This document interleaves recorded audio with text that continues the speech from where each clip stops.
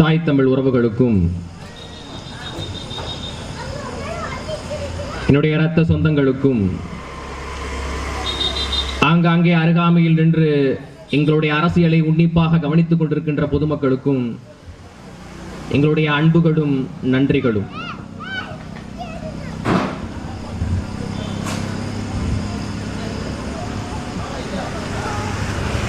இதற்கு முன்னே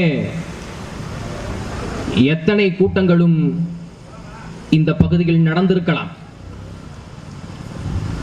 அந்த கூட்டங்களில் எல்லாம் உங்களுக்கு காசு கொடுப்பார்கள்.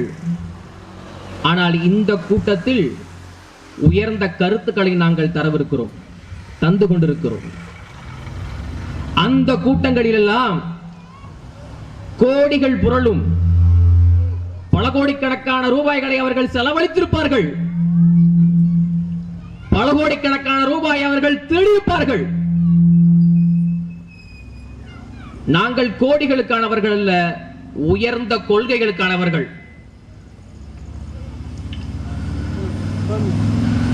எனக்கு முன்னால் பேசியவர்கள் சொன்னது போல ரொம்ப சொற்ப நபர்கள் தானே இங்கே கூடியிருக்கிறார்கள், இவர்களால் என்ன நடந்துட போகுது என்று இருவரும் திராவிட கட்சிகள் எங்களை சாதாரணமாக நினைச்சிட வேண்டாம்.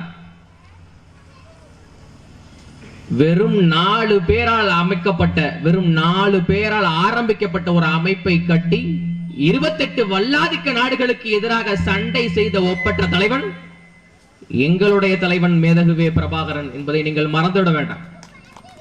வெறும் 4 பேரை வச்சு ஆரம்பிக்கப்பட்ட அமைப்பு உலகத்தின் வல்லாதிக்க நாடுகளுக்கு சவால் விட முடியும் என்றால் அது தமிழன் என்கிற வீர பரம்பரையின் மரத்தின் காரணத்தால் முடியும். அந்த தலைவரை தலைவராக ஏற்றுக்கொண்ட நாங்கள் இந்த சின்ன கூட்டத்தை வைத்துக் கொண்டு 2026 சட்டமன்ற தேர்தலில் நாங்கள் அதிகாரத்தை நோக்கி நகர்வோம் என்பதில் எந்த சந்தேகமும் இல்லை.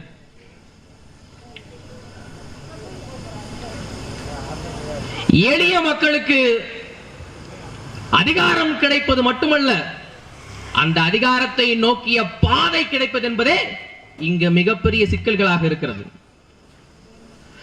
ஒருவன் அதிகாரத்தை அடைய வேண்டும் என்றால் 2 வழிதான் இருக்கிறது. ஒன்று கல்வி, மற்றொன்று அரசியல். ஒரு சாமானியன் அதிகாரத்திற்கு வர வேண்டும் என்றால் ஒன்று அவன் படித்து அந்த உயர்நிலையை அடையலாம். அப்படி இல்லை என்றால் அதற்கும் மிக பெரிய உயர்நிலையை, உயர் அதிகாரத்தை அவன் அடைய வேண்டும் என்றால் இறுதி வாய்ப்பாக அரசியல் மட்டுமே இருக்கிறது. எளிய மக்களுக்கு அதிகாரத்தை நாங்கள் அடைய வேண்டிய அந்த 2 பாதைகளுமே அவ்வளவு எளிதாக அமையவில்லை. கல்வியாக இருந்தாலும் சரி, அரசியலாக இருந்தாலும் சரி, சாமானியர்கள் நாங்கள் தீண்டத்தகாதவர்கள், எளிய பிள்ளை நாங்கள் தீண்டத்தகாதவர்கள். பெரும் தலைவர்கள் எல்லாம் மேடை ஏறுவார்கள், நாங்கள் அந்த மேடையை அமைத்துக் கொடுக்கின்ற கீழ்ப்பணியாளர்களாக இருப்போம். பெரும் தலைவர்கள் எல்லாம் மேடை ஏறி பேசுவார்கள், நாங்கள் அவள் உரை புரிந்ததோ புரியவில்லையோ அவர்களுக்கு கைத்தட்டக்கூடிய சாமானிய மக்களாக இருப்போம். பெரிய பெரிய பணக்காரர்கள் எல்லாம் அரசியலில் மேலாதிக்க அதிகாரத்திற்கு செல்வார்கள், நாங்கள் காலமெல்லாம் அவர்களுக்கு காசு வாங்கி கொண்டு வாக்களிக்கக்கூடிய அப்பாவி மக்களாக இருப்போம். இந்த அரசியல் என்றாலே அது பண்ணையார்களுக்கானது, அரசியல் என்றாலே அது பணக்காரர்களுக்கானது, அரசியல் என்றாலே பரம்பரையாக வாரிசாக அதிகாரத்தின் ஆதிக்கத்தில் எவன் இருக்கிறானோ அவனுக்கானது. அப்ப எளிய பிள்ளைகள் நாங்கள் தீண்டத்தகாதவர்களாக, புறக்கணிக்கப்பட்ட மக்களாக மாற்றப்பட்டோம். என் அன்புடன் பிறந்தார்களே, எளிய பிள்ளைகள் நாங்கள் எந்த அதிகாரத்தையும் அடைய முடியாது என்ற நிலைக்கு நாங்கள் மாற்றப்பட்டோம்.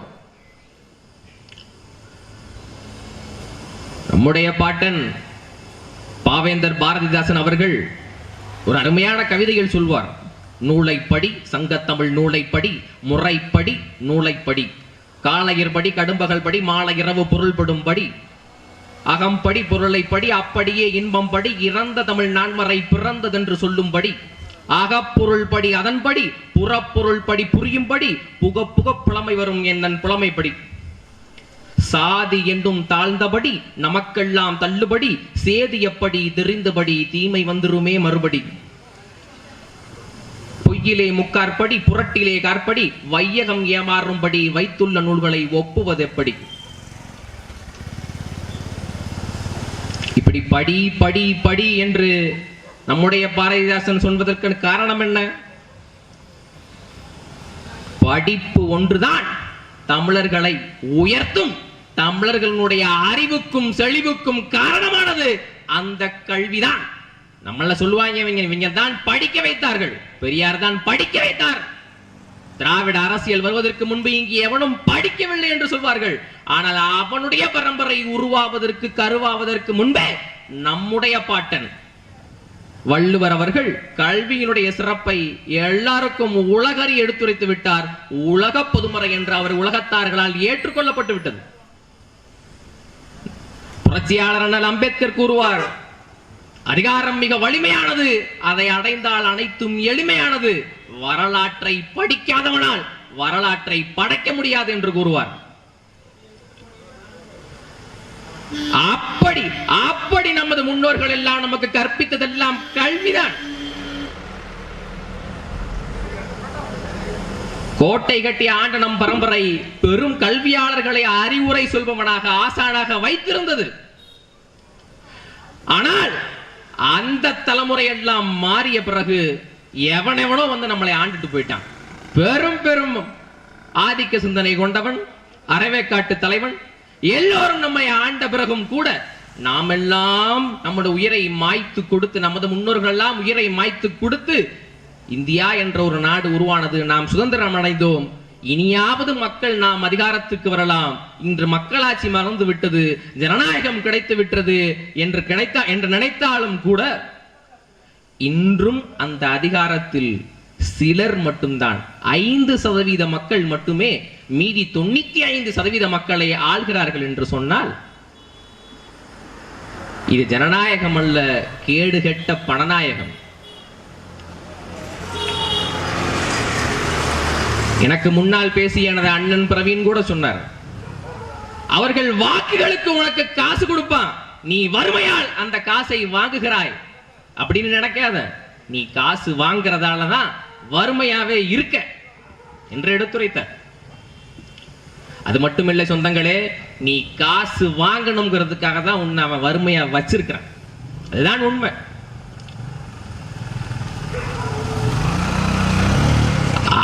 எது அரசியல், எது நிர்வாகம், எதற்கு அரசாங்கம் என்று நீங்கள் புரிந்து கொள்ள வேண்டும்.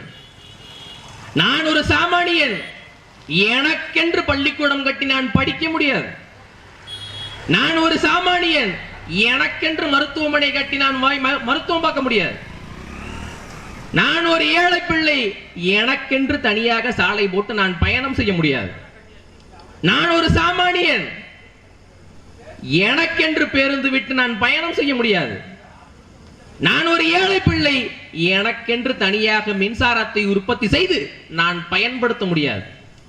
எதையெல்லாம் தனி மனித உழைப்பால் சாத்தியம் இல்லையோ அதையெல்லாம் செய்வதற்கு தான் இங்கே அரசாங்கம் தேவைப்படுகிறது.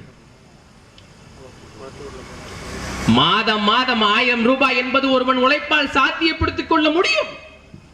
டிவி என்பது ஒரு தனி மனித உழைப்பால் வாங்கிக் கொள்ள முடியும். கிரைண்டர் மிக்சி வாங்கிக் கொள்ள முடியும்.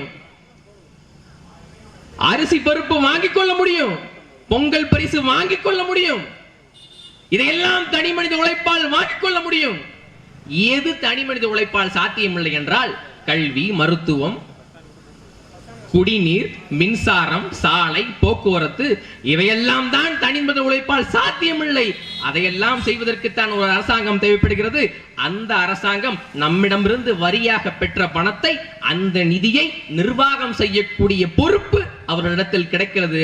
அந்த பொறுப்பை கொடுப்பதற்குத்தான் தேர்தல் என்கிற அரசியல். இந்த தேர்தலில் பெரும்பான்மை வாக்குகளை பெற்றவர் அந்த நிதி நிர்வாகத்தை நிர்வாகம் செய்யக்கூடிய பொறுப்புக்கு வருகிறார். மக்களால், மக்களுக்காக, மக்களே செய்யும் ஆட்சி அது மக்களாட்சி என்றால் இதையெல்லாம் கொடுப்பதற்குத்தான் மக்களில் ஒருவர் அந்த பொறுப்புக்கு வருகிறார். அதெல்லாம் கொடுக்க மறந்த இந்த திராவிட கட்சிகள், இந்த திமுக அதிமுக என்ற இருவரும் திராவிட திருடர்கள், அதையெல்லாம் கொடுக்கல. அதெல்லாம் என்ன செஞ்சான்? தனியார்களுக்கு கொடுத்தான். கல்வியும் மருத்துவமும் சாலையும் போக்குவரத்தும் மின்சாரமும் குடிநீரும் இன்று தனியார்கள் கையில் இருக்கிறது. உண்மையில் பொருளாதாரத்தை வைத்துத்தான் எல்லோரும் சேர்ந்து வரி கட்டுகிறோம், ஒரு பொருளாதாரத்தை உருவாக்குகிறோம். அந்த பொருளாதாரத்தை நிர்வாகம் செய்வதற்குத்தான் இங்கு அரசியல் அரசாங்கம் தேவைப்படுகிறது. அது எப்படிப்பட்ட பொருளாதாரமாக இருக்க வேண்டும் என்று சொன்னால், என்னுடைய தகப்பன் செந்தமிழன் சீமான் அவர்கள் சொன்னது போல தற்சார்பு பொருளாதாரம், தற்சார்பு தாய்மை பொருளாதாரம், பசுமை பொருளாதாரம். தன்னிடத்தில் இருப்பதை கொண்டு தன்னிறைவு அடைவது என்பதுதான் தற்சார்பு பொருளாதாரம், வேற ஒண்ணும் இல்ல. தன்னிடத்தில் இருப்பதை கொண்டு கூழோ கஞ்சையோ குடிச்சிட்டு படுக்கிறது தற்சார்பு பொருளாதாரம். அடுத்த வீட்டுல பிரியாணி போடுறான் என எட்டி பார்ப்பது என்பது கேடுகட்ட பிச்சைக்காரத்தனம். இன்று அரசாங்கம் கடைபிடித்துக் கொண்டிருக்கின்ற பொருளாதாரம் என்பது கேடுகட்ட பொருளாதாரம். உலக வர்த்தக அமைப்பு WTO, வேர்ல்டு ட்ரேட் ஆர்கனைசேஷன் என்கிற ஒரு அமைப்பு இருக்கிறது.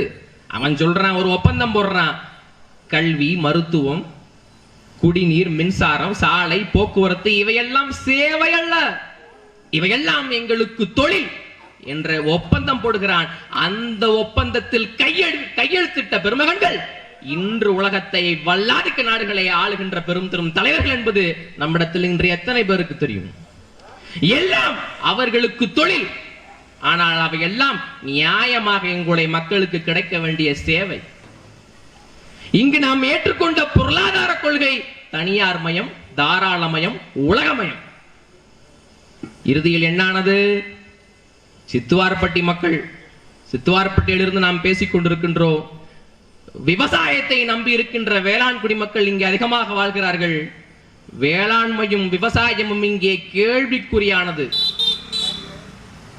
எளிமையாக செய்து கொள்ளுகின்ற நமது வாழ்வியல், நமது கலாச்சாரம், எல்லாம் நமது உணவு பழக்க வழக்கம், நமது பாரம்பரிய விவசாய முறை எல்லாம் இங்கே பால்பட்டு கொண்டிருக்கிறது. அதனால்தான் விவசாயி கடனாளியாகிறான், விலைவாசி உயர்கிறது. நமது சாமானிய வாழ்க்கை, உணவு, உடை, இருப்பிடம் எல்லாம் இங்கு பெரும் கேள்விக்குறியாகிறது. கல்வி அது தனியாருடைய மிகப்பெரிய லாப கூடாரம். எல்லாருக்கும் தனியார் என்றால் அப்போது அரசின் வேலை என்ன? 8 கோடி மக்களால் செய்ய முடிய நிர்வாகத்தை ஒரு தனிப்பெரும் முதலாளி செய்ய முடியும் என்று எப்படிடா நம்ப முடிகிறது? உங்களால் எப்படி நம்ப முடிகிறது? தனியாருக்கு கல்வி கூடங்களை கொடுத்து விட்டால், பள்ளி கல்லூரிகளை நடத்தக்கூடிய அந்த அருமையான வாய்ப்பை தனியாருக்கு கொடுத்து விட்டால் அது வகுப்பறையாக இருக்குமா அல்லது வர்த்தக அறையாக இருக்குமா என்ற கேள்வியை ஏன் எவனும் எழுப்பல? இந்த கல்வியும் இந்த மருத்துவத்தையும் தனியாருக்கு கொடுத்தது என்பது புரட்சி தலைவர் என்று நீங்கள் போற்றுகின்ற, காலங்காலமா நான் எம்ஜிஆருக்கு ஓட்டு போடுறேன்னு சொல்லிக்கிட்டு இருக்கிற அதிமுககாரர்களே, நான் உங்களிடம் கேட்கிறேன், இந்த கல்வியையும் மருத்துவத்தையும் தனியாருக்கு கொடுத்தது உங்களுடைய புரட்சி தலைவர். எங்கள் பாணியில் சொல்ல வேண்டால் திராவிடத்தின் மிகப்பெரிய புரட்சி திருடர் எம்ஜிஆர் தான். யாரும் மறந்துடக்கூடாது. கல்வி என்பது அது வகுப்பறையாக இல்லை, வர்த்தக அறையாக இருக்கிறது. எனக்கு முன்னால் பேசியவர்கள் சொல்வதை போல எல்கேஜி படிக்கிறதுக்கு எதுக்குடா 1.5 லட்சம்? எதுக்கு 1.5 லட்சம்? குழந்தைக்கு அறத்தை சொல்லிக் கொடுக்கணும், ஒழுக்கத்தை சொல்லிக் கொடுக்கணும், நேர்மையை சொல்லிக் கொடுக்கணும். அதையெல்லாம் மறந்த இவர்கள் படிக்கிறது ஃபாரின் சிலபஸ். ஸ்கூல் நடத்துறது இங்க, நடத்துவது யார் வரியில்? என்னுடைய வரியில். ஆனால் என் பிள்ளைக்கு கற்பிப்பது வெளிநாட்டு திட்டங்கள், பாடத்திட்டங்கள். ஏன் அந்த பாட புத்தகத்தை அச்சிடும் கான்ட்ராக்டை, ஒப்பந்தத்தை கூட ஆந்திராவிற்கு கொடுத்திருக்கிறது இந்த கேடுகட்ட திராவிட அரசு. பாட புத்தகம் நம்ம பாடநூல் கழகத்திலிருந்து புத்தகத்தை நாம் அச்சிடுகிறோம். அந்த அச்சிடும் உரிமையை வைத்திருப்பது அந்த ஒப்பந்ததாரர் ஆந்திராவை சேர்ந்தவன். ஏன் இந்த திராவிட கூட்டத்திற்கு யார் நம்மால் என்று தெரியும். கல்வி தனியாரிடம் சென்று விட்டது. மருத்துவம் அது 1 நம்பர் வியாபாரம். நோய் நாடி, நோய் முதல் நாடி என்பதுதானே நம்முடைய மருத்துவம். ஆனால் மருத்துவம் இன்று பால்பட்டு விட்டது. ஒரு விரல்ல காயம் பட்டா உடல் முழுக்க பரிசோதனை செய்யறான். இந்த கேடுகட்ட இந்த ஸ்கேம், இந்த திருட்டை ஏன் எவனுமே கேள்வி எழுப்பல? விரல்ல அடிபட்டதுக்கு ஏன்டா உடல் பரிசோதனை ஏன் கேட்கல? ஏன் கேட்கல? இளம் வயதில் மாரடைப்பு வருகிறது, இரத்த குழாய்கள் அடைபட்டு போகின்றது. அதற்கு ஆஞ்சியோ என்பது அவன் மருத்துவம். ஏன் ரத்த குழாய் அடப்பட்டிருக்குதான், அந்த அடப்பை எடுக்கிறான். அழுத்தம் கொடுத்து அடப்பை எடுப்பது என்பது ஆஞ்சியோ மருத்துவம். ஆனால் நம்முடைய மருத்துவம் நோய் நாடி, நோய் முதல் நாடி. தமிழர்கள் எழுதி வைத்திருக்கிறார்கள், மலச்சிக்கல் மனிதனுக்கு பலச்சிக்கல் என்று. ரொம்ப நாளா மலம் தடைபட்டு கிடக்கும் போது அந்த வாயுக்கள் எல்லாம் சேர்ந்து ரத்தத்தில் கலக்கிறது, ரத்தத்தின் அடர்த்தி அதிகரிக்கிறது. அந்த இரத்த கொழுப்புகள் அடர்த்தியார்ந்த அந்த இரத்த பித்தங்கள் எல்லாம் சேர்ந்து இதயத்தின் வழியாக செல்லும் பொழுது குழாய் அடிபட்டு போகின்றது. அதனால் இதயம் பாலடைந்து வருகிறது, இதயம் அடைபட்டு போகின்றது. அந்த நாள் மாரடைப்பு வருகிறது.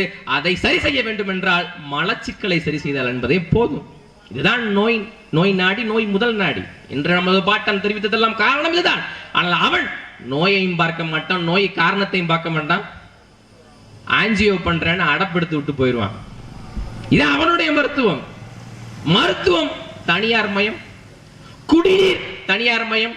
நம்முடைய தாத்தா அப்துல் கலாம் அவர்கள் சொன்னார்கள், உலகத்தில் 78 விழுக்காடு நீரால் தான் நிறைந்திருக்கின்றது, அதிலும் 3 விழுக்காடுக்கு குறைவாகத்தான் குடிநீர் இருக்கிறது. 3 விழுக்காடு தான் குடிநீர் இருக்கிறா. அப்ப இதை பாதுகாக்க வேண்டும் என்று சிந்திக்காமல் இதை வியாபாரமாக்க வேண்டும், இந்த குடிநீரை விற்பனை செய்ய வேண்டும் என்று யோசித்தவன் மூளையில் தான் ஏதோ கோளாறு இருக்கிறது. அந்த குடிநீர் உங்களால் நம்ப முடிகிறதா என் உடன் பிறந்தார்களே? நாம் குடிக்கிற ஒவ்வொரு மீட்டர் தண்ணீருக்கும் அமெரிக்கன்காரனுக்கு நம்ம காசு கொடுத்துட்டு இருக்கிறோம். குடிக்கிற ஒவ்வொரு மீட்டர் தண்ணிக்கும், ஒரு மடக்கு தண்ணி கொடுக்கிறதுக்கு நீ அமெரிக்காவுக்கு காசு கொடுத்துக்கிற காரணம், நீ குடிக்கிறது மினரல் வாட்டர். அந்த மினரல் வாட்டர் எப்படிப்பா? மினரல் வாட்டர் தானே குடிக்கிறோம், அது பக்கம் இருக்கிற அண்ணாச்சி கடைக்கு தானே போகுது அந்த காசுன்னா. அண்ணாச்சி கடைக்கு போல, அவருக்கு கேன் எங்க இருந்து வருது? அவருக்கு கேன் ஆர்ஓ பிளான்ட் வச்சிருக்கின்ற பெரிய முதலாளியிடம் இருந்து வருது.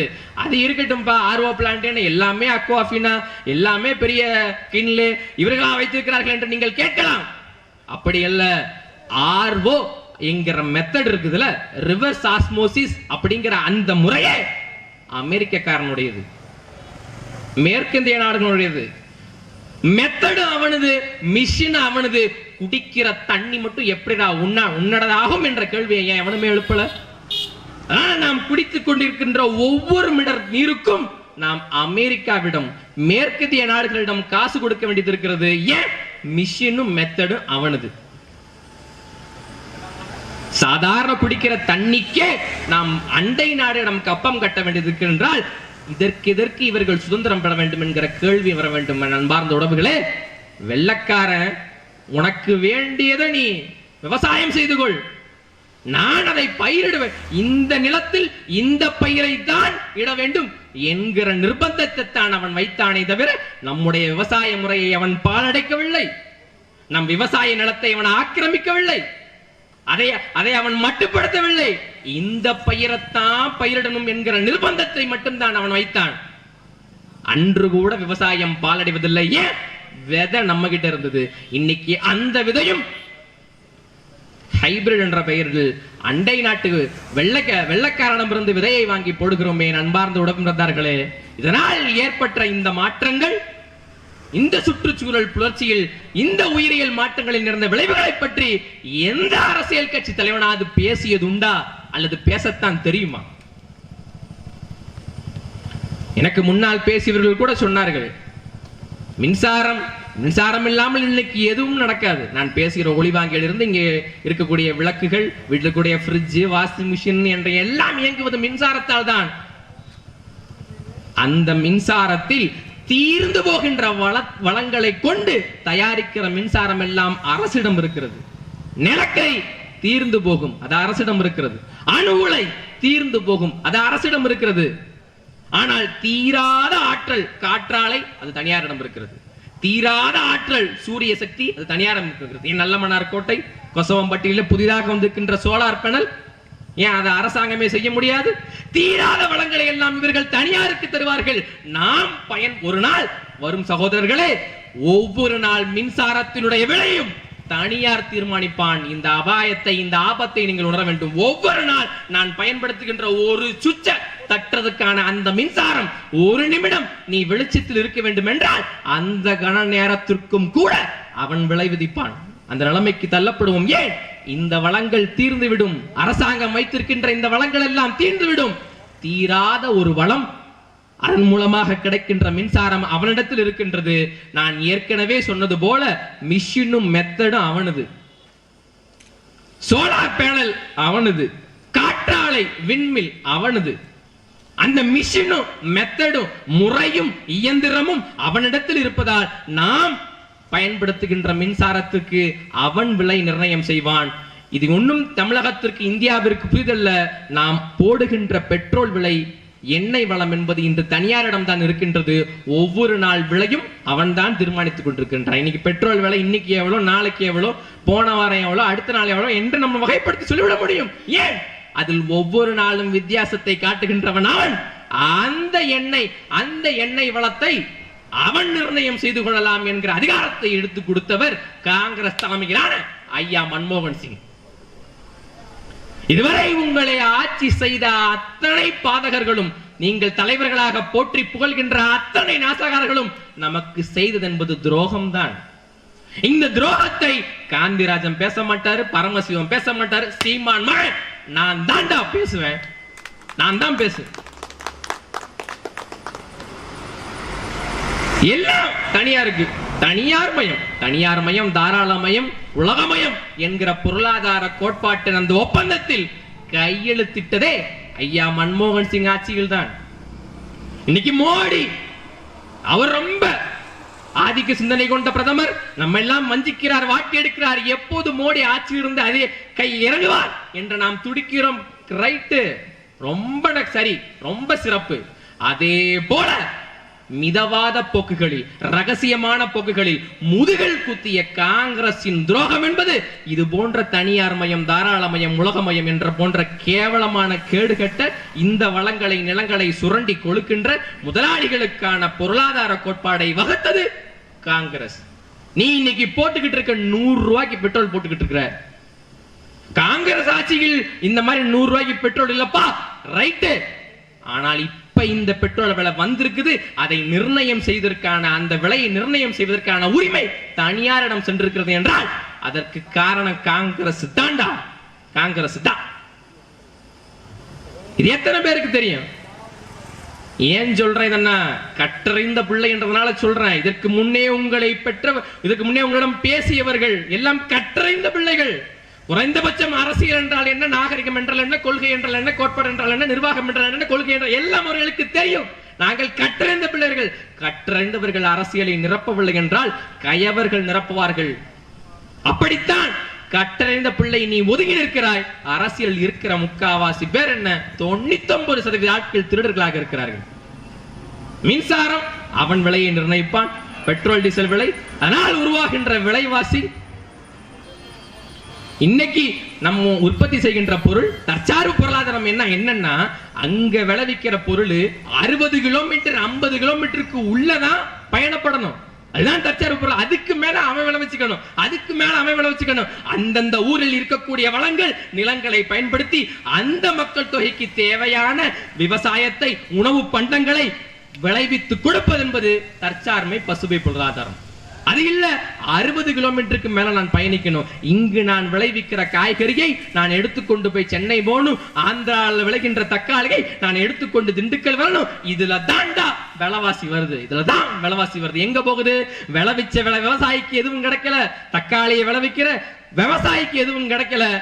ஆனால் அதை பயன்படுத்தி விற்கின்ற பெரும் முதலாளிக்கு, என்னோட அண்ணன் மாதவன் சொன்னது போல, அதை தயாரிக்கிற ஜாம் தயாரிக்கிறவனுக்கு, அதை வச்சு ஊறுகாய் தயாரிக்கிறவனுக்கு இது வருமானம் கிடைக்கிறது என்றால் இந்த நடுவில் நடக்கின்ற இந்த வர்த்தகத்தால் தான். வர்த்தகத்தால் ஏன்? அதுக்கு வண்டி வாடகை, அதுக்கு பெட்ரோல் டீசல். ஏன் 40 கிலோமீட்டர்? நீ நாட்டுல வாழல, சுடுகாட்டுல வாழ்ந்துகிட்டு இருக்கிறீங்க. 40 கிலோமீட்டருக்கு ஒரு வாட்டி கப்பங்கட்டு சொல்றான், நம்மள டோல்கேட்டுங்கிற பேர்ல கப்பங்கட்டு சொல்றான். அந்த டோல்கேட்டையும் நிரந்தரமாக இழுத்து மூடுவேன் என்று சொன்னது நாம் தமிழர் கட்சி தான். அப்ப இந்த பெட்ரோல் டீசல் விலை, இந்த வண்டி வாடகை, இந்த வண்டி எல்லாம் யாருகிட்ட இருக்குது? அவங்கிட்ட. இந்த பெட்ரோல் டீசல் விலை நிர்ணயிக்கிறது யாரு? அவன். டோல்கேட் போட்ட வரி வசூலிக்கிறது யாரு? தனியார். எல்லாமே தனியார் என்றால் விவசாயி சாகத்தாண்டா முடியும். விவசாயி சாகத்தான் முடியும். ஏன்? விதைக்கிற உரிமை தான் உனக்கு இருக்குது, விளை வைக்கிற உரிமை உன்னிடத்தில் இல்ல. நீ கடைபிடித்துக் கொண்டிருக்கின்ற பொருளாதார கொள்கை அந்த மாதிரி. இது உங்களுக்கு புரியுது புரியல, இதை பத்திலாம் எனக்கு கவலை இல்லை. உங்களிடம் பிறந்துட்டேன், அந்த நன்றி கடனுக்காக தமிழினத்தில் பிறந்த ஒரு பெருமகன் என்கிற அதே திமிரோடு அத்தனையும் நான் பாடம் எடுப்பது போல் சொல்லுகின்றேன். என் பெற்றோர்களே, உன் பிள்ளையை நீ அனாதையாக நிறுத்தி விடாத. இதை காந்திராஜன் சொல்ல மாட்டார். அவர் கடைசி வரைக்கும் வந்து என்னுடைய அண்ணன் சொன்னது போல, இதுதான் எனக்கு கடைசி காலம், இந்த வாட்டி எனக்கு ஓட்டு போடுங்க, அடுத்த வாட்டி வந்தா கேளுங்க ஏன் போன வாட்டியே சாகல அப்படின்னு கேளுங்க. அப்பதான் புத்தி வரும். போன வாட்டியே செத்திருந்த அந்த நிலைமை இல்லையே. பரமசிவத்திட்ட கேளுங்க, நீங்க டாக்டர், அதை விட்டுட்டு நீங்க வந்தீங்க அரசியலுக்கு வந்தீங்க, எத்தனை டாக்டர்களை நீங்க உருவாக்குனீங்க கேளுங்க. தொகுதியில் எத்தனை டாக்டர் நீ உருவாக்குன கேளுங்க. இதெல்லாம் எனக்கு தேவையில்லை, நான் திமுக, நான் அதிமுக, செத்துப்போ, எனக்கு என்ன, செத்துப்போ. நான் சாகர வரைக்கும் கத்திட்டு சாவேன். எனக்கு முன்னால் பேசிய அண்ணன்கள் எல்லாம் என் பெயரை கூட மாத்தி மாத்தி உச்சரித்தார்கள். உசேன் அகமது என்று ஒருவர், உசேன் முகமது என்று ஒருவர். ஏன்? அவனுக்கு என் பெயரோ என் அடையாளமோ என் சாதியோ மதமோ தேவையில்லை. அவனுக்கு தெரியும் நான் தமிழன் என்று. அது போதுண்டா நாங்கெல்லாம் ஒன்னா சேர்வதற்கு.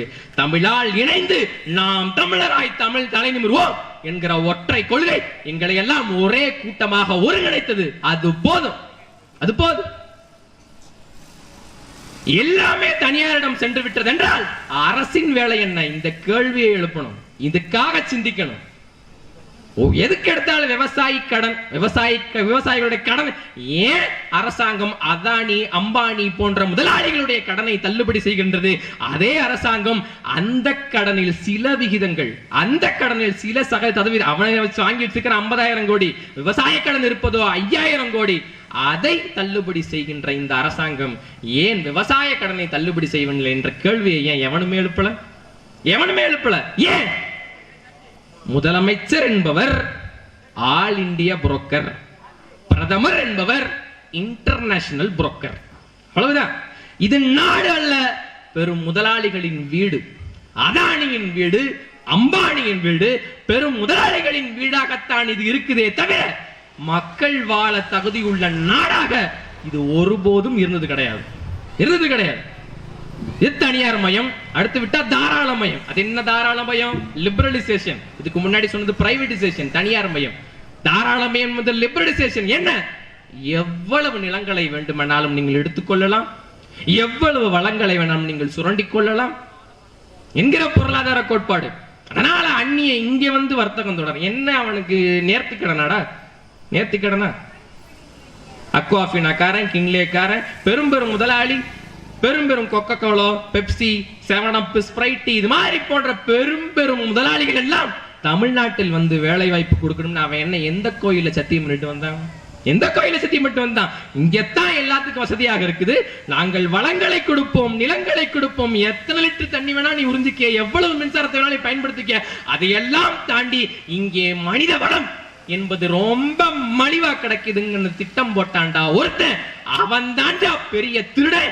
அந்த திருடனுக்கு எதிராக வாக்களிந்தா நான் உன்னை கேட்கிறேன். அந்த திருடனுக்கு எதிராக நீ வாக்களிந்தா உன்னை நான் கேட்கிறேன். எவ்வளவு வேணா எடுத்துக்கலாம், எந்த வளம் வேணா திருடிக்கலாம்.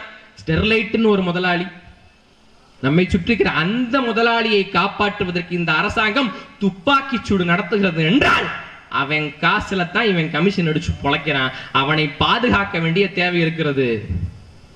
உடன் பிறந்தார்களே, ஜான் பெர்கின்ஸ் எழுதிய ஒரு பொருளாதாரத்தின் ஒப்புதல் வாக்குமூலம் என்கிற நூலை நீங்கள் அவசியம் படியுங்கள். என்னுடைய தகப்பன் செந்தமிழன் சீமான் அவர்கள் அறிவித்துள்ளார். அவசியம் படியுங்கள். நாங்கள் உங்கள் ஆட்சியாளர்களுக்கு கடன் கொடுப்போம், கடன் கொடுத்து விட்டு எங்களுடைய தொழில், எங்களுடைய வர்த்தகம், எங்களுடைய பாதுகாப்புக்கு வேலை செய்கின்ற வேலையாட்களாக அவர்களை மாற்றி அமைப்போம். அவர்கள் அவ்வப்போது பேருந்து நிலையம் கட்டுவது, விமான நிலையம் கட்டுவது, ரயில் நிலையம் கட்டுவது, சாலை போடுவது போன்ற அடிப்படை வசதிகளை செய்து கொடுத்து தங்களுடைய இருப்பை தக்க வைத்துக் கொள்வார்கள். இது அமெரிக்க உளவாளி ஜான் பெர்கின்ஸ் எழுதிய ஒரு பொருளாதார அடியாளின் ஒப்புதல் வாக்கு மூலம். அதைத்தான் இங்க நடந்துகிட்டு இருக்குது. விமான நிலையம் கட்டுவான். எத்தனை பேர் விமானத்துல போறதுக்கான சொத்து இருக்குது? எத்தனை? 8 கோடி மக்கள் தொகை கொண்ட இந்த நாட்டில் 8 லட்சம் பேர் தான் விமானத்தில் பயணிக்கிறான். அவனுக்கு எதுக்குடா இன்னொரு விமான நிலையம்? ஏன் இந்த கேள்வி யாரும் எழுப்பல? ஏன் எழுப்பல? பெரும் பெரும் முதலாளிகளுக்கு என் வளத்தை நான் கொடுக்கிறேன். செட்டிநாடு சிமெண்ட் ஃபேக்டரி இருக்குல்ல, செட்டிநாடு சிமெண்ட் ஃபேக்டரி, அவன் சிமெண்ட் தயாரிக்கிறான். சிமெண்ட் தயாரிக்கிறதுக்கு மூலப்பொருள் ஒண்ணு வேணும்ல, ரா மெட்டீரியல். பால்கோவாவுக்கு பால் வேணும், பால்கோவாவுக்கு பால் ரா மெட்டீரியல். அதை போல சிமெண்ட் தயாரிப்பதற்கென்று ஒரு ரா மெட்டீரியல், ஒரு மூலப்பொருள் வேண்டும் என்று சொன்னால் அது களிமண்ணும் சுண்ணாம்பு கல்லும், லைம் அண்ட் கிளே. களிமண்ணும் சுண்ணாம்பு கல்லும், லைம் ஸ்டோன் அண்ட் கிளே. அது எப்படி கிடைக்கும்னா வறண்ட இடத்துல கிடைக்கும். வறண்ட இடத்துல, சரியா? வறண்ட இடத்திலும் பல பல கிலோமீட்டருக்கு அடியில் போய் பெரு வெடிப்பை ஏற்படுத்த வேண்டும். அதில் கிடைக்கும் அந்த மூலப்பொருள். அடிக்கடி வெடிச்சிட்டம் உணரப்படுகின்றது சுத்து வட்டார பகுதிகளில், வேடசந்தூர் பகுதிகளில், கொளத்தூர் பகுதிகளில், RVS காலேஜ் கிட்ட, எரியோடு கிட்ட வெடிச்சத்தம் உணரப்படுகின்றது. ஏன் இந்த வெடிச்சத்தம்? என்ன தினமும் தீபாவளி கொண்டாடுறானா? எதுக்கு இந்த வெடிச்சத்தம்? அவன் சிமெண்ட்டுக்கு தேவையான மூலப்பொருள் எடுக்கணும். அதனால குடகனாறுன்னு ஒரு ஆறு இங்க வராம இருக்கணும். காவிரியை பத்தி பேசுறான்டா, டிவி முழுக்க பேசுறான்டா, தேர்தல் எல்லாம் பேசுறான்டா. காவிரியை நாங்க மீட்டெடுப்போம், காவிரி எங்களுக்கு தரமாற்றான், கர்நாடகாக்காரன் தரமாற்றான், தமிழ்நாடு வஞ்சிக்கப்படுகிறது, கர்நாடகா தரமாற்றான். நாம் காவிரியை பத்தி பேசுகிறோம். ஒரே மாநிலத்தில் இருக்கக்கூடிய, ஒரே மாவட்டத்தில் இருக்கக்கூடிய 2 தொகுதிகள், ஆத்தூர் தொகுதியும் வேடசந்தூர் தொகுதியும். அங்கேயும் திமுக தான் ஆள்கிறது, இங்கேயும் திமுக தான் ஆள்கிறது. இருவரும் திராவிட கட்சிகள், திமுக எம்எல்ஏக்கள் 2 பேரும் உடன்பட்டாலே குடகனாறு நீர் பங்கீடில் ஒரு சம தீர்வை, ஒரு பொது தீர்வை கண்டு மக்களுக்கு குடகனாரை மீட்டு கொடுத்துடலாம். ஏன் கொடுக்கல? இது திட்டமிட்ட வறட்சி. அவன் வளர்ச்சி அடைய சிந்திக்கவில்லை. என் அன்புடன் பிறந்தார்களே, அவன் வறட்சியை கொடுக்க சிந்திக்கிறான். ஏன்? திண்டுக்கல் மாவட்டத்திலேயே தொடங்கி திண்டுக்கல் மாவட்டத்திலேயே முடிகின்ற பல சிற்றார்கள் இருக்கிறது, ஏகப்பட்ட சிற்றார்கள் இருக்கிறது. அந்த சிற்றார்களை எல்லாம் பாதுகாத்து வைத்தாலே தண்ணீரில் தண்ணீரவை நாம் அடைந்திடலாம். குடிநீருக்கு தட்டுப்பாடு இருக்காது, விவசாயத்துக்கு தட்டுப்பாடு இருக்காது, எந்த விதமான பிரச்சனையும் இருக்காது. நீர் மேலாண்மையை அடைந்து விடலாம். ஆனால் அதையெல்லாம் பாதுகாக்காத இந்த அரசாங்கம் திண்டுக்கல் வறட்சி மாவட்டங்களில் ஒன்று, அந்த பட்டியலில் வருகின்ற வறட்சி மாவட்டம், இவ்வளவு நீர்வளங்கள் இருந்தாலும் கூட திண்டுக்கல் வறட்சி மாவட்டங்களில் ஒன்று என்று சொன்னால், திருட்டு பயலுக்கு தண்ணியும் திருடுறான். அந்த தண்ணியை பார்த்து, அந்த தண்ணியை பாதுகாக்க உங்ககிட்ட உனக்கு துப்பு இல்லையே? நீதான் இந்த தண்ணியை குடிச்சுக்கிட்டு அலையிறிய ரோடா, டாஸ்மாக் வாசல்ல கடகடையா கிடக்குறிய. இது தாராளமயம். இதை போல உலகமயம். எங்கு உற்பத்தி செய்கின்ற பொருளையும் இங்கு வந்து விற்பனை செய்யலாம். அப்படித்தான் லேசு, அப்படித்தான் பிஸ்கட், அப்படித்தான் கூல் ட்ரிங்க்ஸ், அப்படித்தான் பேஸ்ட், அப்படித்தான் பிரஷ், எல்லாம் எங்கேயோ உற்பத்தி செய்தது. அதை இங்கு வியாபாரம் செய்யலாம். ஏன்? சந்தை பொருளாதாரம். தனியார் மயம், தாராளமயம், உலகமயம், அதில் சந்தை பொருளாதாரம். இந்தியா 2வது மக்கள் தொகையில் பெரிய நாடு. அந்த நாட்டினுடைய மக்கள் பாதுகாக்கின்ற கலாச்சாரம் என்பது நுகர்வு கலாச்சாரம். சந்தையில் வாழ்க்கை நடக்காது. என்னுடன் பிறந்தார்களே, இங்கு வர்த்தகம் தான் நடக்கும். சந்தையில் வாழ்க்கை நடக்காது, வர்த்தகம் தான் நடக்கும். அவன் தயாரிச்ச பொருளை இங்க விற்பனை செஞ்சுட்டு போயிருவான். ஆனால் இங்க விளைவிச்ச தக்காளியும், கத்திரிக்காயும், முருங்கையும், பீன்ஸும், கேரட்டும் குப்பைக்கு போகுதுடா, குப்பைக்கு போகுது. ஏன்? அது நுகர்வு கலாச்சாரம். நீ அன்றாடம் பயன்படுத்துகின்ற எல்லாமே அவனுடைய ப்ராடக்ட்ஸ், அவன் கொடுத்த பொருட்கள். காலையில எந்திரிக்கிற பேஸ்ட், பிரஷ் அவன் கொடுத்தது. ஏன்? திருகி விடுற டேப்பு அவன் கொடுத்தது. சோப்பு, குளிக்கிற சோப்பு அவன் கொடுத்தது. போடுகின்ற உட ஜீன்ஸ் அவன் கொடுத்தது, பார்க்கிற மொபைல் அவன் கொடுத்தது, டிவி அவன் கொடுத்தது, ஃப்ரிட்ஜ் அவனுடைய தனியாருடையது, வாஷிங் மிஷின் அவனுடையது, போகின்ற வாகனம் அவனுடையது, போகின்ற சாலை அவனுடையது, எல்லாம் தனியாருடையது. நீ வெறும் அவனுடைய கஸ்டமர், அவ்வளவுதான். நீ வெறும் கஸ்டமர். உயிரை மட்டும் விட்டு வைப்பான், மத்ததெல்லாம் எடுத்துக்குவான்னு சொல்றதுக்கு காரணம் உன் ஓட்டு மட்டும் இல்லை என் பெருமகனார்களே, உன் ஓட்டு மட்டும் இல்லை, உன் ஓட்டோட சேர்த்து நீ உன்கிட்ட இருக்கிற அந்த பண்டமாற்று முறை, அந்த நுகர்வு அவனுக்கு வேணும். அவன் தயாரிக்கிற பொருட்களை எல்லாம் சந்தைப்படுத்துவதற்கென்று ஒரு நாடு வேண்டும், அவன் விற்பனை செய்வதற்கென்று ஒரு நாடு வேண்டும். அதற்காக அவன் வைத்திருக்கின்ற நாடுடா இந்தியா. இந்தியா அதுக்காக வச்சிருக்கிற நாடு. அதனாலதான் சொல்றேன், இந்தியா என்பது நாடல்ல, அது பெரும் முதலாளிகளுக்கான வீடு. இதுதான் தற்சார்பு பொருளாதாரம்னா என்ன? என்னிடத்தில் என்ன இருக்கிறதோ அதை கொண்டு நான் செழிவடைவேன். நம்முடைய ஐயா கூட இங்க இருக்கிறார். பால் உற்பத்தியில் கிடைக்காத என்ன இருக்குது? பாலின் சந்தை மதிப்பு தெரியாம நீ படுத்து கிடக்குற. பாலின் சந்தை மதிப்பு பல லட்சம் கோடி. ஐயா நம்மாழ்வார் சொல்லுகிறார்கள், ஒரு பசுமாடு ஒரு முருங்கை மரம் 2 இருந்தாலே போதும், ஒரு வருடம் முழுக்க ஒரு மனிதனால் வாழ முடியும். ஏன் ஒரு பசுமாடு ஒரு முருங்கைக்கீரை ஒரு முருங்கை மரம்? 4-5 பசுமாடு வளர்ப்போம், 4-5 முருங்கை மரம் வளர்ப்போம். மாடு கண்ணு போடுவதற்கு தயாராக நிலையில் இருக்கிறது. அப்ப செனையா இருக்கும் போது பால் கறக்காது. அந்த நேரத்தில் முருங்கை மரத்தில் இருக்கிற காய்கனிகளை பறித்து, முருங்கைக்கீரையை பறித்து நான் வியாபாரம் செய்வேன். முருங்கை மரம் பூ பூத்து கிடக்கும், அப்ப காய் காய்க்காது. அந்த நேரத்தில் மாடு பால் கறக்கும். அந்த பாலை விற்பனை செய்து அந்த பாலத்தை உண்டி மகிழ்ந்து நான் வாழ்க்கையை கிடைப்பேன். இதுதான்டா தற்சார்பு பொருளாதாரம். இதுதான் தற்சார்பு பொருளாதாரம். அவ்வளவுதான். கூழோ கஞ்சியோ நான் குடிச்சிட்டு படுப்பேங்கிறது தற்சார்பு பொருளாதாரம். கம்மும் கூழும் கஞ்சியும் எனக்கு கௌரவ குறைவு, எனக்கு வேண்டியது துரித உணவு என்பது தனியார் மயம், என்பது பிச்சைக்கார பொருளாதாரம். நீ கஞ்சியும் கூழையும் மறந்துட்டு எனக்கு மேகி வேணும், எனக்கு சேமியா வேணும், எனக்கு அவனிடத்தில் இருக்கிற அந்த ப்ராடக்ட் அந்த சாப்பாடு தான் வேணும், என்னிடத்தில் இருப்பதை எல்லாம் நான் உயர்வாக கருதாமல் வெளிநாட்டவரிடத்தில் இருக்கின்ற உணவு கலாச்சாரத்தை நான் ஏற்றுக்கொண்டதன் விளைவு இன்னைக்கு நாடும் விவசாயிகளும் பிச்சைக்காரர்களாக ஆகி போனார்கள். உடன் பிறந்தார்களே, விவசாயத்தில் ரொம்ப முக்கியமான விஷயம், விவசாயத்தில் ரொம்ப முக்கியமான விஷயம் விதையை உருவாக்கணும்.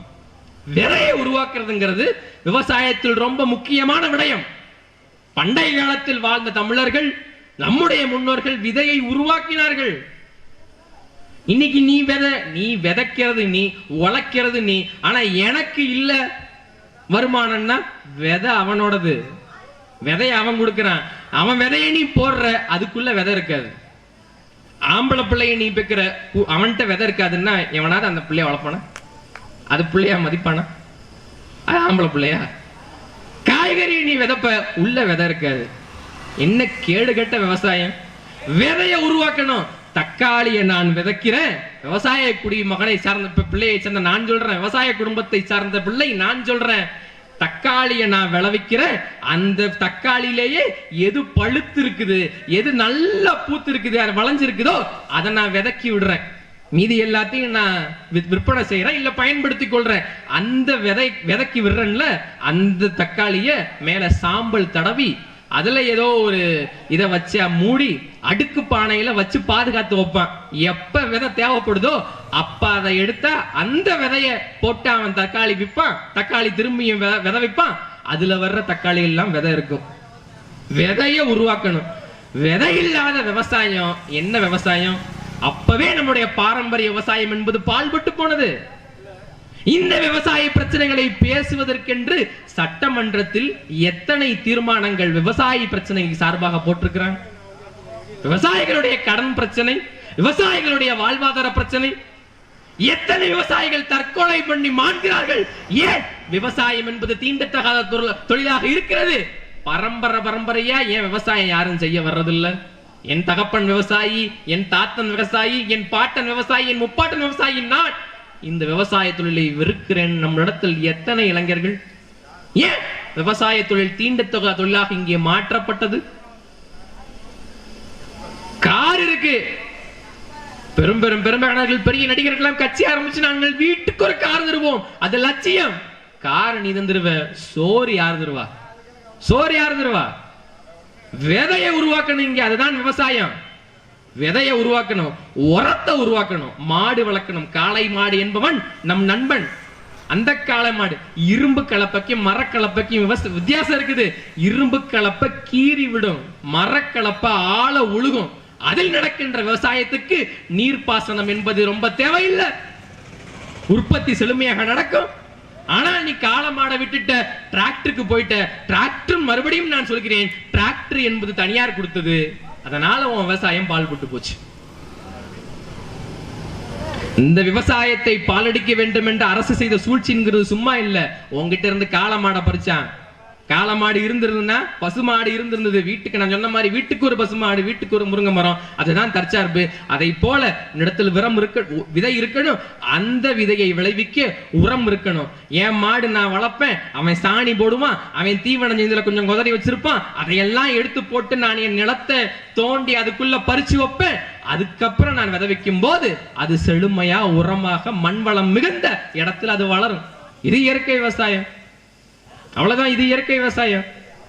ஆனால் மாடு இல்ல, டிராக்டர்.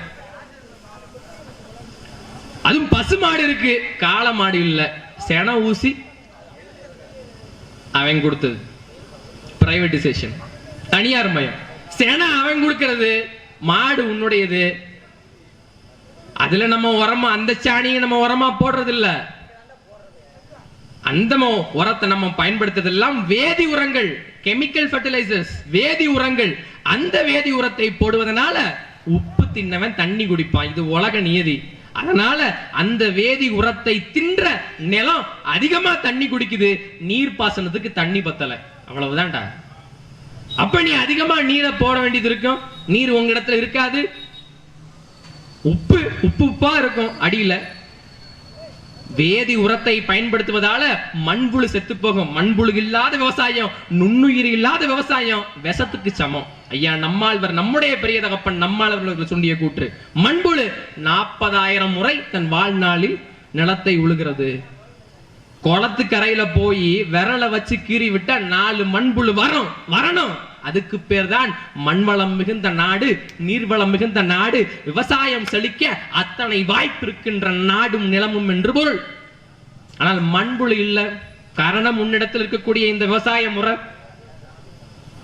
அந்நிய உரம், வேதி உரம், யூரியாவை கொற்ற, பூச்சி மருந்து அடிக்கிற உயிரியல் சுழற்சி என்பதே இங்கே பால்பட்டு விட்டது. காளமாடு இல்ல, பால்பட்டு விட்டது. இந்த விவசாய பிரச்சனையை நீங்கள் தீர்க்க வேண்டும் என்றால், இயற்கை விவசாயத்துக்கு நீங்கள் திரும்ப வேண்டும் என்றால், நீங்கள் வாக்களிக்க வேண்டிய சின்னம் விவசாயி. அவ்வளவுதான். விவசாயிகளுடைய பிரச்சனையை யார் தீர்க்கிறது? விவசாயி சின்னத்தை வச்சுக்கிட்டு ஒருத்தன் நிப்பான், அவனுக்கு வாக்களிச்சிரு, எல்லாம் தீர்ந்து போயிரு. அவ்வளவுதான். வாக்குக்கு காசு கொடுக்கின்ற இந்த கேடுகட்ட முறை. மறுபடியும் காந்திராஜன் வருவார். நான் இப்ப போயிட்டேன்ல, மாரம்பாடி பகுதியில குடிநீர் தொட்டி விழுந்துருச்சு. அங்க கள ஆய்வு செய்யறதுக்கு எங்கள் தோழர்கள் எல்லாம் போறோம். நான் வந்துட்டு போனதுக்கு அப்புறமா தான் ஐயா பரமசிவம் வராரு. நாங்கள் வந்துட்டு போனதுக்கு அப்புறம் கூட காந்திராஜன் வரல. மக்கள் பிரச்சனை என்றால் வராத இந்த தலைவர்கள், மக்கள் பிரச்சனை என்றால் வராத இந்த சட்டமன்ற உறுப்பினர், நாங்கள் வந்துட்டு போனதுனால இதே பகுதிக்கு வாக்கு கேட்க அவர் வருவார். அதிகமா அவர் முக்கிய. அப்ப கேளு, உதயநிதி கால்ல என்ன மைத்துக்கு விழுந்தங்கிற கேள்வியை நீ கேளு. எங்கள் நீர் பிரச்சனை சரியாகணும்னு காலில் விழுந்தியா? என் நில பிரச்சனை சரியாகணும்னு காலில் விழுந்தியா? என் விலைவாசி அதா இருக்கின்றதுக்காக காலில் விழுந்தியா? எனக்கு கல்வி கிடைக்கணுங்கிறதுக்காக காலில் விழுந்தியா? என் அடிப்படை பிரச்சனைகள் சரியாகணுங்கிறதுக்காக நீ காலில் விழுந்தியா? எனக்கு மருத்துவம் சரியாக கிடைக்கவில்லை என்பதற்காக நீ காலில் விழுந்தியா? ஊழலை எதிர்த்து அவனிடத்தில் காலில் விழுந்தியா? லஞ்சத்தை எதிர்த்து அவனிடத்தில் காலில் விழுந்தியா?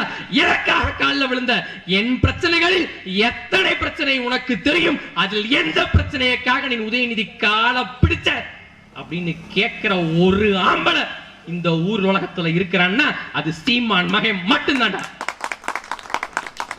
எதுக்காக காலில் விழுந்த? சாகர வரைக்கும் நான் பதவியில் இருக்கணும் அப்படின்னா இப்பவே செத்துடலாமே, சரியா வருமே. இப்பவே எம்எல்ஏ தான், இப்பவே செத்துட்டா சரியா வரும். சாகர வரைக்கும் நான் பதவியில் இருக்கணும், மறுபடியும் நான் ஆட்சியில் இருக்கணும். இன்னும் எங்களுடைய தலைவர் எங்களுக்கு கற்பித்தது சரணடைந்து வாழ்வதை விட சண்டையிட்டு சாவது மேலானது. ஒருவன் காலை பிடித்து நான் வாழ வேண்டும் என்றால் நான் எழுந்து நின்று செத்து விடுவேன் என்று போதித்த பெருமகன் நம்முடைய தலைவன் மேதகவே பிரபாகரன். அந்த இனத்துல பிறந்துட்டு ஒரு வயசு வித்தியாசம் கூட இல்லாம தன்னை விட 20 வயது கீழே இருக்கிற நேத்து அரசியலுக்கு வந்த நேத்து முளைச்ச காளான்னு ஊர்ல சொல்லுவாங்க ஒரு தமிழன் என்ன இருந்தாலும் எனக்கு அவர் மேல விருப்பம் இருக்கு, இல்ல நான் வாக்களிக்கிற அளிக்கிற நான் அவரை எதிர்த்து போட்டிடுகிறேன். ஆனால் ஒரு தமிழன் இன்னொரு இனத்தவனிடத்தில் காலில் விழுந்து கிடப்பதை எப்படி அவங்களால சகிச்சுக்க முடியுது? எப்படி சகிச்சுக்க முடியுது? அதுவும் அவ்வளவு கூட்டம் தனிமையில என்ன பண்ணால. இப்ப என்னன்னா காந்திராஜனுக்கு எனக்கும் போட்டினா எல்லாம் சிரிக்கிறாங்க. ஏன் திமுக கட்சிக்குள்ளேயே காந்திராஜனுக்கு சாமிநாதனுக்கும் போட்டி, யார் நிக்கிறதுன்னு. எனக்குள்ள எந்த போட்டியும் இல்லையா, எங்க கட்சியில எந்த போட்டியும் இல்லையா. நான் தான் வேட்பாளர், நான் மட்டும்தான் வேட்பாளர். என்னை முன்னிறுத்தி என்னுடைய அண்ணன்மார்கள் அவர்களுடைய உழைப்பை கொட்டி என்னை வேட்பாளராக நிறுத்தி என்னை வெல்ல வேண்டும் என்கிற முனைப்பில் அவர்கள் வேலை செய்கிறார்கள். ஏன்?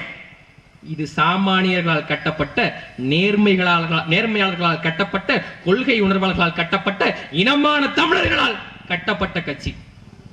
அதனால யார் வேட்பாளராக இருந்தாலும் நாங்கள் அனைவரும் வேலை செய்வோம். திமுக மாதிரி ஒரு கட்சியில கடைசி வரைக்கும் இதுதான் என் கடைசி காலம். இந்த ஒரு வாட்டி மட்டும் நான் நின்றுக்கிறேன். கவுண்டர் சமுதாய மக்களே, இந்த வாட்டி பரமசிவம் அவர்களும் கவுண்டர் என்பதால் அவருக்கு வாக்கு செலுத்தி விடாதீர்கள். நான் இந்த ஒரு முறை மட்டும் ஆட்சியில் இருந்து விட்டுகிறேன். காவிரி கூட்டு குடிநீர் திட்டத்தை உங்களுக்காக நான் கொண்டு வருவேன், நீர் பிரச்சனையை தீர்த்து வைப்பேன் என்கிற பொய் வாக்குறுதி கொடுத்த காந்திராஜன் எந்த நம்பிக்கையில அந்த வாக்குறுதியை கொடுக்கிறார்னு கொஞ்சமாவது யோசிக்கிறியா? கொஞ்சமாச்சு. ஏன் அடுத்த வாட்டி இவங்கிட்ட ஓட்டு கேட்க வந்தாலும் இவன் நம்மிடம் எதிர்பார்ப்பது 1000 ரூபாய் பிச்சை காசுதான். மத்த எந்த ஆட்சி நிர்வாக பிழையை பற்றியும் இந்த மக்கள் கேள்வி எழுப்ப போறதில்லைங்கிற திமுக திமிரு அவர் அப்படி பேச வைக்குதுரா. அவர் அப்படி பேச வைக்குது. பொய் வாக்குறுதி, பொய் வாக்குறுதி. இளைஞர்கள், எத்தனை படித்த இளைஞர்கள் உள்ளூர்ல வேலை வாய்ப்பு இருக்குது சொல்ல முடியுமா உன்னால? எவனாவது படிச்சவன் 2 டிகிரி வாங்கினவன் இங்க உள்ளூர்ல வேலை பார்க்கறானா? வேலை வாய்ப்புக்கு என்ற ஒரு நிர்வாகத்தை இந்த ஆட்சியாளர்கள் வைத்திருக்கிறார்களா? பரமசிவம் வந்தா நான் பல பேரை டாக்டர் ஆக்கிடுவேன் சொல்றாரா? காந்திராஜன் வந்தா நான் எல்லாருக்கும் வேலை வாய்ப்பு இங்கே கொடுத்துருவேன், 10,000 5,000 சம்பாதிக்கக்கூடிய எல்லா வசதியும் நான் இவர்களுக்குள்ளே ஏற்படுத்தி விடுவேன் என்று சொல்பவர் யார்? ஆனால் நான் சொல்றேன், நாம் தமிழர் கட்சி பிள்ளை, நான் சொல்றேன், உறுதியாக படித்தவர் படிக்காதவர் என அனைவருக்கும் அரசு வேலை வழங்கப்படும். இது எங்களுடைய திட்டம். எப்படி? மாடு இருக்குது, மாடு கேடில் விழுச்செல்வம் மாந்தற்கு மாடல்ல மற்றவை அவைங்கிறான் என்னுடைய வள்ளுவ பெருமகனார். மாடு இருக்குது, மாடை வச்சு மில்க் இண்டஸ்ட்ரி, டைரி இண்டஸ்ட்ரி, அந்த மாட்டை தீவனம் கொடுக்கிறவனுக்கும் அந்த மாட்டினுடைய சாணியை அள்ளி உரமா சேகரிக்கிறவனுக்கும் அந்த மாட்டை கண்காணிக்கக்கூடிய பார்வையாளர்கள் படித்தவனாக இருக்க வேண்டும் என்ற அவசியம் இல்லை. அந்த மாட்டு மூலமா கிடைக்கிற பால் எவ்வளவு, அதன் மூலமா எவ்வளவு பால்கோவா உற்பத்தி செய்ய முடியும், எவ்வளவு பால் நாம் வர்த்தகம் செய்ய முடியும், அந்த வர்த்தகத்தை எப்படி மேலாண்மை செய்ய முடியும் என்று பார்ப்பதற்கு படித்தவன் தேவை. அந்த பால்வள இண்டஸ்ட்ரி, டைரி இண்டஸ்ட்ரியிலே படித்தவன் படிக்காதவன் என அனைவருக்கும் அரசு வேலை. இது எங்களுடைய பொருளாதார திட்டம். இது தற்சார்பு பொருளாதாரம். மாடு இருக்கும்,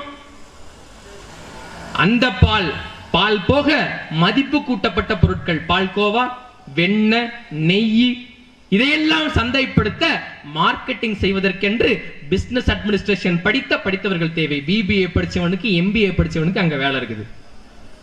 நான் பால் என்று சொன்னால் பல்லாயிரக்கணக்கான ஏக்கர் நிலத்தில் பல்லாயிரக்கணக்கான மாடுகளை நான் மேய்க்க இருக்கிறேன்.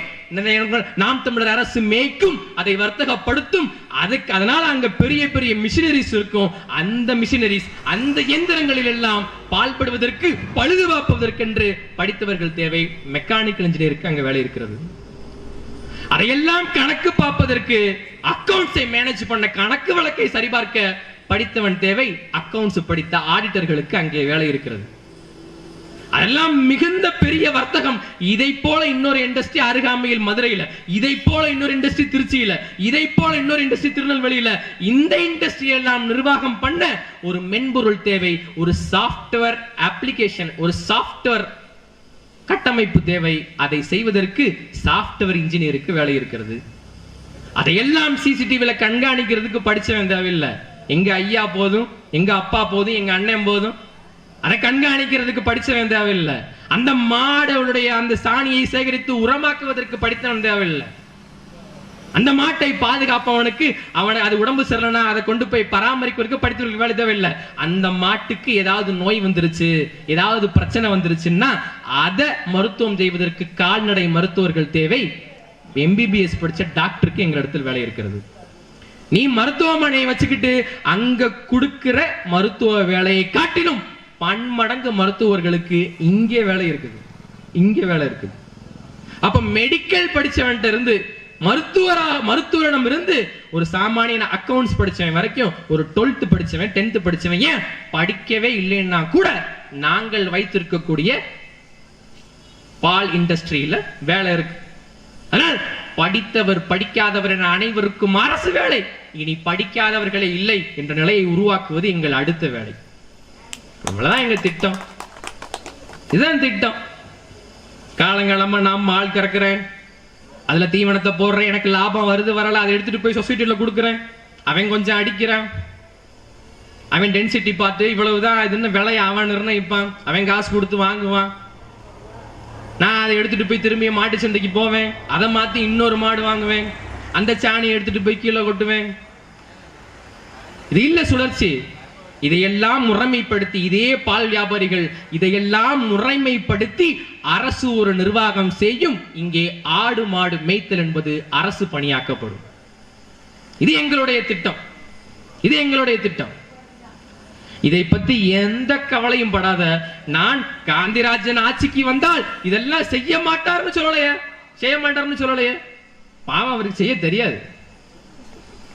அந்த அளவுக்கு அறிவு இருந்தா அவர் ஏன் உதயநிதி காலில் விழுக போறார்? உதயநிதி பாவம் ஒப்பற்ற தலைவர், நோபல் பரிசு பெற்றவர், 50 ஆண்டுகால அரசியல் வரலாறு படைத்தவர், பெரும் பெரும் எம்பி எம்எல்ஏக்களை நிர்வாகம் செய்தவர், பல 100 ஆண்டு ஆட்சி நடந்தவர்கள். அவருடைய காலில் இவர் விழுகிறாருன்னா அப்ப இவருடைய தராதரம் என்னன்னு யோசிச்சுக்க. மறுபடியும் நான் ஆட்சிக்கு வரேன், போன வாட்டி நீ காந்திராஜனுக்கு போட்டு ஏமாந்துட்ட, அதனால இந்த வாட்டி எனக்கு ஓட்டு போடுன்னு கேட்கிற பரமசிவம் அவர்கள், உங்கள்கிட்ட ஏமாத்தினாலதான் காந்திராஜனுக்கே ஓட்டு போட்டோம். அவர் வேணாண்டு முதல்ல ரெட்டலைக்கு ஓட்டு போட்டதுனாலதான் அதுக்கப்புறம் இவர்கிட்ட ஏமாந்தோம். அவர்கிட்ட 5 வருஷம் ஏமாந்துருக்கோம், இவர்கிட்ட 5 வருஷம் ஏமாந்துருக்கோம். அவர்கள் ஏமாற்ற வந்தவர்கள், சீமானின் பிள்ளைகள் நாங்கள் எல்லாவற்றையும் மாற்ற வந்தவர்கள். அறிவித்திருந்த சமுதாயம் புரிந்து கொள்ள வேண்டும். இதெல்லாம் சாத்தியப்படும். எதையுமே சாத்தியத்திலிருந்து தொடங்கவில்லை என் அன்புடன் பிறந்தார்களே. தேவைகள் இருந்தால் தொடங்குகிறது. தேவை. இங்கே பால் வர்த்தகம் வேண்டுமா? தேவை. இயற்கை விவசாயம் வேண்டுமா? தேவை. அந்த உணவை வர்த்தகம் செய்ய வேண்டுமா? தேவை. தற்சார்பு பொருளாதாரம். கொரோனா நமக்கு எடுத்த ஒரு பெரிய பாடம் தற்சார்பு பொருளாதாரம். கொரோனா நுண்ணறிவு, கொரோனா நுண்ணுயிரி நமக்கு எடுத்த பெரிய பாடம் தற்சார்பு. ஒரு நுண்ணுயிரியால் அழிக்கவும் முடியும், ஆக்கவும் முடியும். ஏன் வேதி உரங்களை விவசாயத்துக்கு கொட்டாதுன்னு நாங்க சொல்றோம்னா, அந்த வேதி உரங்களை கொட்டறதுனால பாக்டீரியா செத்து போயிருது. நீ ஒரு மரத்துக்கு கீழே, ஒரு செடிக்கு கீழே எத்தனை லிட்டர் தண்ணி ஊத்தினாலும் அதை அதான் எடுத்துக்கொள்ள முடியாது. அங்க பாக்டீரியா அந்த தண்ணியை தண்டுல கொண்டு போய் சேர்க்கிற வேலையை பார்க்கணும். அதுக்கு பாக்டீரியா தேவை, நுண்ணுயிரி தேவை. ஒரு நுண்ணுயிரியால் ஆக்கவும் முடியும், அழிக்கவும் முடியும். அந்த நுண்ணுயிரியை ஆக்க முடிந்த நுண்ணுயிரியை, பாக்டீரியாவை நாம் அழிக்க கூடாது. கொரோனா என்கிற நுண்ணுயிரி, கோவிட்-19 என்கிற நுண்ணுயிரி நமக்கு எடுத்த பெரிய பாடம் மோடி அவர்களே சொல்கிறார். எங்களுடைய தகப்பா செந்தமிழன் சீமான் அவர்கள் பல ஆண்டுகளாக சொல்றார். அவருக்கு முன்னாடி இருந்த என்னுடைய பெரிய தகப்பன் நம்மாழ்வார் சொல்றார் தற்சார்பு பொருளாதாரம்னு. கொரோனா காலத்துல ஐயா மோடியே வேற வழி இல்லாம என்ன சொல்லிட்டாருன்னா, தற்சார்பு பொருளாதாரம், இந்தியர்கள் அனைவரும் தற்சார்பு பொருளாதாரத்திற்கு வந்துவிட வேண்டும். ஆமா, இதை சொல்றதுக்கு இப்படி ஒரு பிரதமர் தேவையா? அவங்க நினைச்சா நொடி பொழுதுல அதை சாத்தியப்படுத்த முடியாதா? அப்ப கொரோனா நமக்கு எடுத்த பாழம தற்சார்பு பொருளாதாரம். விவசாயம் இல்லாமல் இங்கு யாரும் வாழும். உழவு இல்லை, உயிர்கள் இல்லை. உயிர்கள் இல்லையேல் உலகம் இல்லை. உழவை மீட்போம், உலகை காட்போம். நமது சின்னம் விவசாயி. என்ற கருத்தை நான் இங்கே பதிவு செய்கின்றேன். ஒரே ஒரு ஓட்டு இத்தனை நாளா காந்திராஜனுக்கு போட்டாச்சு, பரமசிவத்துக்கு போட்டாச்சு, திமுகவுக்கு போட்டாச்சு, அதிமுகவுக்கு போட்டாச்சு, பாஜகவுக்கு பயந்து இஸ்லாமியர்கள் திமுகவுக்கு போட்டாச்சு. ஒரே ஒரு முறை உங்கள் பிள்ளைகளான எங்களுக்கு வாக்களியுங்கள், எதிர்கால தலைமுறைக்கு வாழ்வழியுங்கள். எங்களுடைய திட்டமெல்லாம் நேர்மையான வெளிப்படையான நிர்வாகம். ஒரு முறை எங்களுக்கு வாக்களித்து பாருங்கள். நான் ஜெயிக்க மாட்டேன் நீ நினைக்காத. தனிமரம் தோப்பாக முடியாது, ஆனா தனித்தனி மரங்கள் எல்லாம் சேர்ந்துதான் இங்கே தோப்பாக முடியும். நீங்கள் போடுகின்ற ஒவ்வொரு வாக்கும் பெரும் மாற்றங்களை விளைவிக்கும். அதனால் என் அன்புடன் பிறந்தார்களே, வருகின்ற 2026 சட்டமன்ற தேர்தலில் வேடசந்தூர் சட்டமன்ற தொகுதியின் வேட்பாளராக போட்டியிடுகின்ற எனக்கு விவசாய சின்னத்தில் வாக்களியுங்கள், எதிர்கால தலைமுறைக்கு வாழ்வழியுங்கள். எங்கள் இலக்கு ஒன்றுதான், அது இனத்தின் விடுதலை. இனம் ஒன்றாவோம், இலக்கை வென்றாவோம். சாதிகளை மறந்து மதங்களை கடந்து நாம் எல்லாம் ஒரே மொழி பேசுகின்றோம். தமிழ் உணர்வு மேம்பட தமிழால் இணைந்து நாம் தமிழராய் நிமிர்வோம் என்கிற கோட்பாடை உங்களிடத்தில் முன்னிறுத்தி, தமிழ் தாய் வாழ்க, தலைவர் பிரபாகரன் வாழ்க, நாம் தமிழர்.